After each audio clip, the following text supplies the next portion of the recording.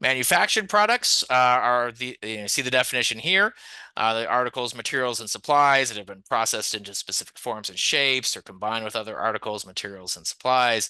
Again, I don't want to bore anybody by reading definitions to you, but when it comes to classifying the products in these categories, this is what you look to. You look to the definition to see which of the definitions that product best fits in. A single definition determined at the time the product is brought to the worksite. Once you determine that a product qualifies it fits in the manufactured products category, then it's a component test. And the cost of the components of the manufactured product that are domestic components must be greater than 55% of the cost of total components. And so it's a component test. And so you break that product down into components, and there are examples actually out in the Buy American Act world, which applies a similar test that I think people are using right now for this because the regulations don't provide examples.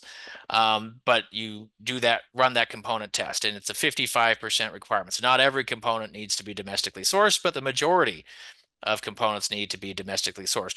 One thing to be aware of is that when Congress adopted this law, they did not want to weaken any domestic sourcing requirements. And remember that in the field of this indirect financial assistance, there were some pre-existing domestic sourcing rules. It was kind of a hodgepodge depending on the agency and the funding mechanism, et cetera. And some of those applied an even higher percentage than 55%. And Congress did not want to weaken any of those rules. And so the BABA statute does say that if a pre-existing law requires a higher percentage than 55% to meet the test, and that percentage is the one you use. You use the higher. You 55% is the floor. It applies to most manufactured products, but there are some products for which a higher threshold applies depending on who's doing the buying and the funding mechanism and things like that. So Federal Transportation Administration, for example, has a 70% threshold for rolling stock. That was on the books before. And so the regulators and Congress said, we're going with whatever was on the books before if it was higher than 55%. So do keep that in mind as well. That Made in the USA office, the Made in America.gov office does have some more information about that as well, if the sort of thing's going to make your head explode. But the bottom line takeaway from this is it's usually going to be a 55% test, but there are occasions where it's going to be higher for a particular product based on pre-existing law that Congress did not want to weaken.